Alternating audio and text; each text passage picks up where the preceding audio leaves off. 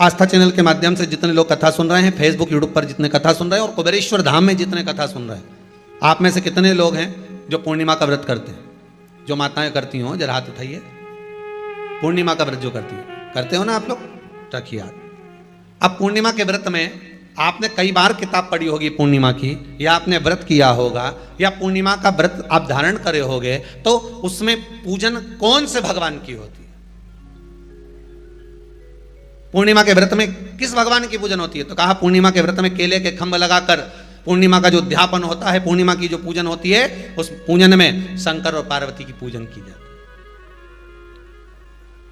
शिव और नारायण की पूजन करी जाती है, शंकर और पार्वती का स्मरण किया जाता है।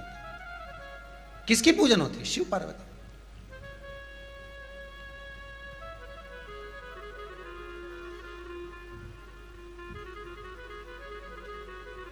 क्यों शंकर और पार्वती का पूजन क्यों करा जाता है पूर्णिमा के व्रत में? क्योंकि शिव और माता पार्वती ही केवल एक ऐसे हैं जिन्होंने अपूर्ण लक्ष्मी को भी पूर्ण बना दिया था। किसको पूर्ण बनाया है? लक्ष्मी। पूर्णिमा के दिन अगर आप शंकर भगवान को एक लोटा पानी अगर शिव को समर्पित कर रहे हो, श्वेत पुष्प को रखकर शंकर जी के ऊपर सफेद फूल को चढ़ाकर अगर एक लोटा जल भी, एक पात्र जल भी शंकर को समर्पित कर रहे हो, तो ये लक्ष्मी के लिए ही तो कर रहे हो। और कौन सी लक्ष्मी? पूर्ण लक्ष्मी। पूर्ण लक्ष्मी। आपको पहले भी कथा में कहा, एक बार भगवान विष्णु के सामने लक्ष्मी मैया ने बहुत तेज स्वर में कह दिया था, नारायण, दुनिया के लोग आपका नाम जपते हैं, दुनिया के लोग नारायण नारायण करते हैं, दुनिया के लोग आपका भजन करते हैं, पर सत्य मायने में कहूं ना तो मेरे बिना दुनिया के लोगों की नहीं चल सकती। मेरे बिना दुनिया नहीं चल सकती, संसार मेरे बिना नहीं चल सकता। भगवान विष्णु ने कहा ये तो गलत है लक्ष्मी आपका कहना। एक दिन लक्ष्मी को अहंकार आ गया, अहंकार के संबोधन जब माता लक्ष्मी करने लगी तो भगवान उसी समय पर भगवान विष्णु को क्रोध आ गया और भगवान विष्णु ने कह दिया, लक्ष्मी तू इतनी बड़ी बड़ी बात कहती है कि तेरे बिना नहीं रह सकती संसार? मैं तुझे कहता हूं लक्ष्मी तू अपूर्ण है।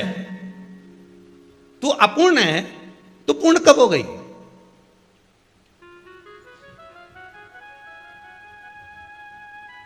तेरी पूर्णता कहां हो गई? लक्ष्मी की आंख से आंसू बहने लगे। आज आपने मुझे अपूर्ण कहा है, आपको मालूम है आप मुझे अपूर्ण कर रहे हो? आपको यह ज्ञात हो रहा है आप मुझे अपूर्ण कर रहे हो? भगवान कहते हैं हाँ लक्ष्मी मैंने तुझे अपूर्ण कहा है। अपूर्णता का मतलब आप जानते हो ना? भगवान कहते हैं लक्ष्मी मैं सब जानता हूं। लक्ष्मी रोती हुई माता सरस्वती के पास पहुंच गई। सरस्वती ने पूछा क्या बात है लक्ष्मी, क्यों रो रही हो? लक्ष्मी जी ने कहा क्या बताऊं सखी, मेरे पति ने आज मुझे अपूर्ण कह दिया है। तो क्यों रो रही है तू? अपूर्ण अगर कह दिया, पति ने ही तो कहा है ना, तो क्यों रोना? चल मेरे साथ में। और सरस्वती मैया माता लक्ष्मी को लेकर सीधे पहुंच गई माता पार्वती के यहां। माता पार्वती के यहां जब पहुंची है, माता पार्वती ने लक्ष्मी जी को देखा और सरस्वती को देखा तो पूछा कि बात क्या है, क्या हो गया ऐसा, क्या हुआ, क्या है ऐसा जो तुम दोनों आज मेरे पास में आई हो? क्या हुआ? पार्वती जी कुछ बोलती, शिव जी का ध्यान माता सरस्वती की ओर और लक्ष्मी की ओर गया और भगवान शंकर जान गए कि आज भगवान नारायण ने लक्ष्मी जी को अपूर्ण कहा है। अब देखें माता पार्वती क्या कर सकती है, इसको पूर्ण बनाने के लिए करेगी क्या? क्या हुआ? माता सरस्वती जी बोली लक्ष्मी को अपूर्ण कर दिया। अपूर्ण कर दिया? हाँ, तो क्या सोचना उसके लिए, इसको मैं अभी पूर्ण बना देती हूं। माता जगतजननी पार्वती ने गोदी में विराजमान गणेश जी को उठाया और उठाकर लक्ष्मी जी की गोद में दे दिया। ले लक्ष्मी, आज से तू पूर्ण हो गई। लक्ष्मी आज से तू पूर्ण है।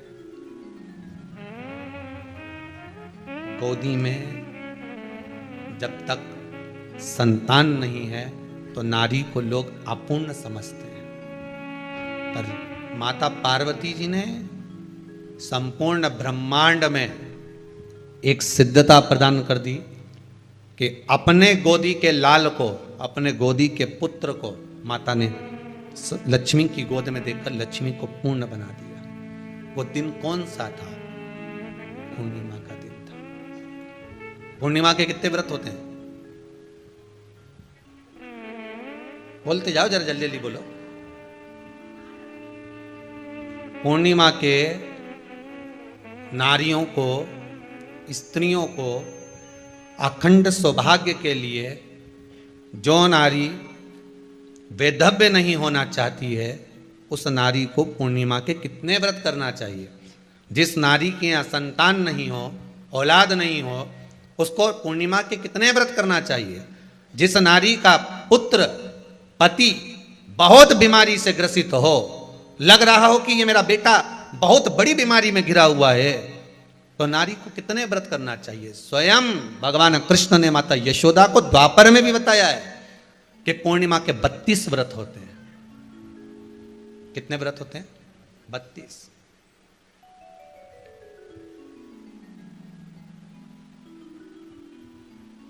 स्वयं भगवान कृष्ण यशोदा रानी को, माता यशोदा जी को भी बता रहे हैं 32 व्रत।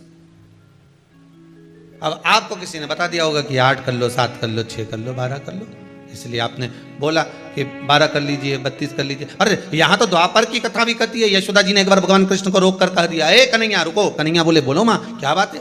कन्हैया जरा रुकिए, इधर आओ जरा। भगवान कृष्ण आए। हाँ मां बोलिए।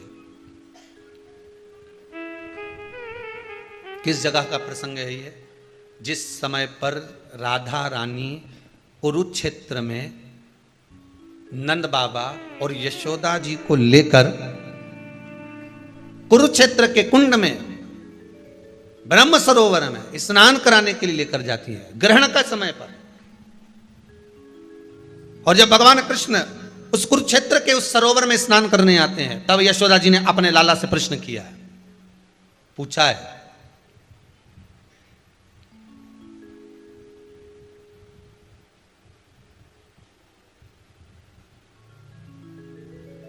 कि नारी वैधव्य होकर ना मरे। उसका पति कोई रोग से ग्रसित ना हो, उसका पुत्र किसी रोग में ना पड़े।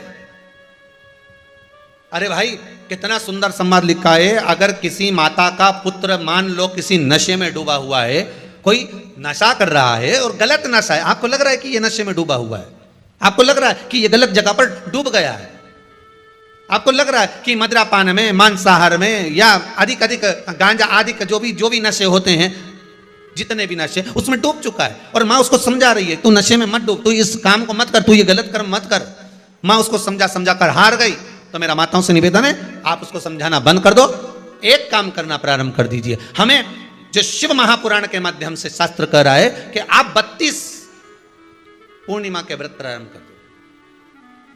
उसमें करना क्या है आपको? केवल जिस दिन व्रत रहे, रात्रि के समय पर कोई भी मीठा, कुछ भी सामग्री आप चंद्र की रोशनी में, चंद्र को अर्घ देने के बाद, पूजन करने के बाद उसको रखो, और वही सामग्री जो नशा कर रहा है उसको पूर्णिमा के दूसरे दिन उसको खिलाओ। आप धीरे धीरे खिलाना चालू करेंगे, जिस नशे में वो डूबा हुआ उस नशे से वो छूटना प्रारंभ हो जाएगा। 2 पूर्णिमा व्रत करके तो देखो, तीसरे में तुम्हें जरूरत ही नहीं पड़ेगी। धीरे धीरे आप वो छूटना प्रारंभ हो जाएगा। स्वयं भगवान कर रहे हैं। यशोदा मैया ने कन्हैया को रोक लिया कुरुक्षेत्र के उस मैदान में, और भगवान कृष्ण का दर्शन माता यशोदा जी करी। बहुत दिनों के बाद माँ को, आज माता यशोदा को लाला का दर्शन हुआ, बहुत समय के बाद, जाने के बाद, बहुत समय। जब देवता 33 कोटि देवता उस चंद्र के इंतजार में रहते हैं कि ये चंद्र प्रबल होगा, तब जाकर ये चंद्र यहां पहुंचेगा, तब जाकर हम मंथन करेंगे, तब जाकर वो अमृत मिलेगा, और उस अमृत को देवता धारण करेंगे तो वो आनंद पा जाएंगे। तो हम क्यों शरद पूर्णिमा छोड़ें? हम क्यों एक एक पूर्णिमा छोड़ें? एक एक पूर्णिमा के महत्व को जानिए। कोई पूर्णिमा साधारण नहीं है, कोई प्रदोष साधारण नहीं है, कोई शिवरात्रि साधारण नहीं है। 12 महीने शिवरात्रि पड़ती है, 12 महीने में प्रदोष पड़ते हैं, पर 12 महीने पड़ते हैं। हम उसका महत्व ही नहीं जान पाते। कौन से प्रदोष पर क्या करना है, कौन सी पूर्णिमा को क्या धारण करना है, कौन सी शिवरात्रि पर? कई कई लोगों को तो यहां तक नहीं मालूम था कि भाई श्रावण के महीने में भी शिवरात्रि आती है। वो तो बस लोगों के कि शिवरात्रि का पूजन हुआ, तो उसका स्मरण क्यों छोड़े हम? अगर ये वेद और शास्त्र ब्राह्मणों को दिए गए हैं, ये वेद और शास्त्र विद्वत जन को दिए गए हैं, तो इसका स्मरण होना चाहिए कि हम निकाल कर जनमानस तक ये चीज पहुंचाएं कि हमें इस दिन ये पूजन करना है, उसका स्मरण होना चाहिए।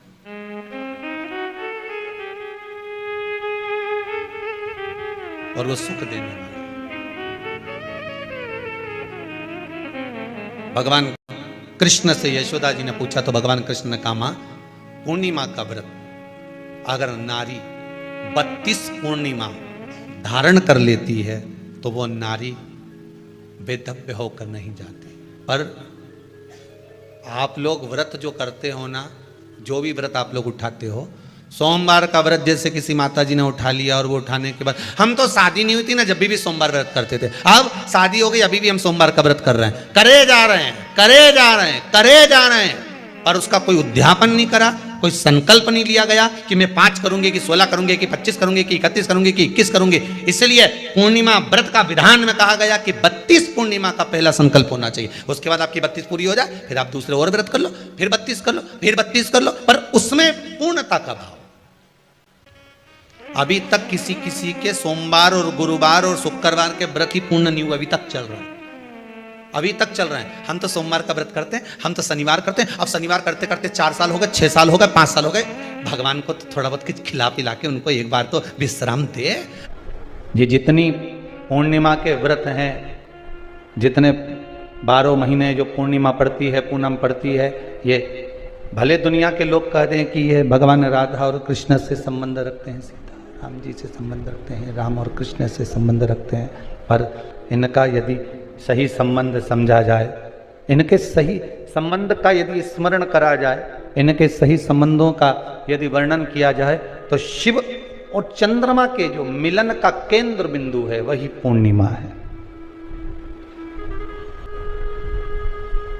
केवल एक पूर्णिमा वहीं तक नहीं रही कि भगवान कृष्ण और राधा जी ने रास किया, भगवान कृष्ण और राधा जी रास कर रहे हैं, केवल पूर्णिमा वहीं तक सीमित नहीं रही, केवल वहीं तक उसकी सीमितता नहीं है। एक बात ध्यान रखिएगा, यदि काया का रोग हो गया, मान लो शरीर कहीं से सफेद पड़ रहा है, कहीं से काला पड़ रहा है, शरीर में से खाल की फुकड़ी निकलना प्रारंभ हो गई हो, शरीर में काले काले चट्टे पड़ना चालू हो गए हों, या कोई विशेष रोग हो गया, कोई विशेष शरीर में रोग है, बीमारी है, काया बेकार हो रही है, तो सीधी सीधी बात शिव महापुराण की कथा कहती है, सुंदर आनंद में श्रवण कर कर आप अपने जीवन को, ये पूर्णिमा शिव महापुराण की कथा कर, पूर्णिमा आ रही है, कुछ नहीं करना, पीपल का एक पत्ता, उस पत्ते पर थोड़ा सा चावल, थोड़ा सा चावल,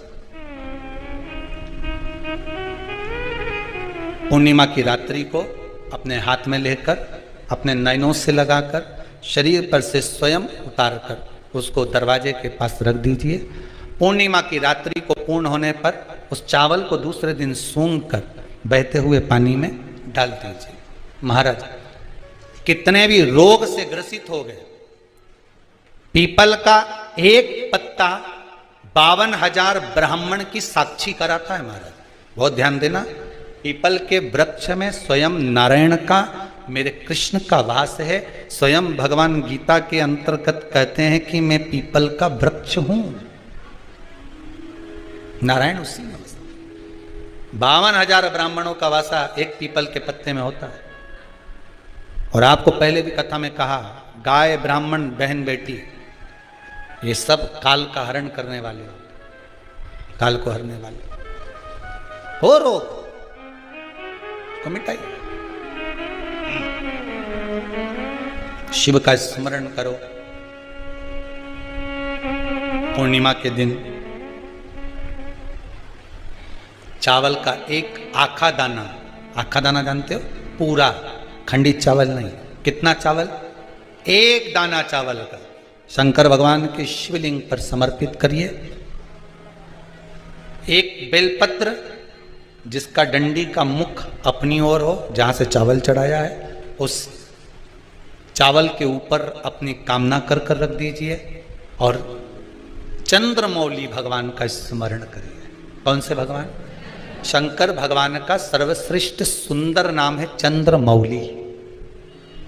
चंद्रमौली भगवान का स्मरण करिए, अपनी कामना कर कर बेलपत्र समर्पित कर कर शिव जी पर एक लोटा पानी, एक जल पात्र समर्पित करो, कलश से जल चढ़ा दीजिए, नैनों में वो जल लगाकर अपनी कामना कर कर वापिस घर को आइए।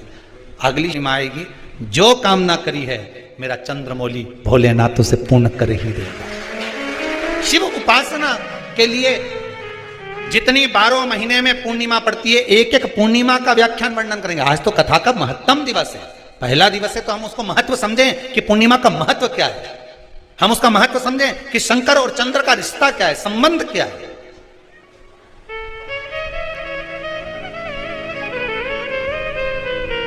भगवान ने जितनी पूर्णिमा बनाई है, जितने नक्षत्र बनाए, जितनी घड़ी बनाई, जितना पल बनाया, जितना समय बनाया, ये शंकर भगवान ने जो बनाया ये गलत नहीं बनाया, श्रेष्ठता के लिए बनाया, जग के उद्धार के लिए, संसार के उद्धार के लिए बनाया। अब उसका प्रयोग आप करें ना करें या आपके ऊपर है। आप उसका प्रयोग कर रहे हैं ना कर रहे हैं आपके ऊपर, पर जो बनाया है मेरे भगवान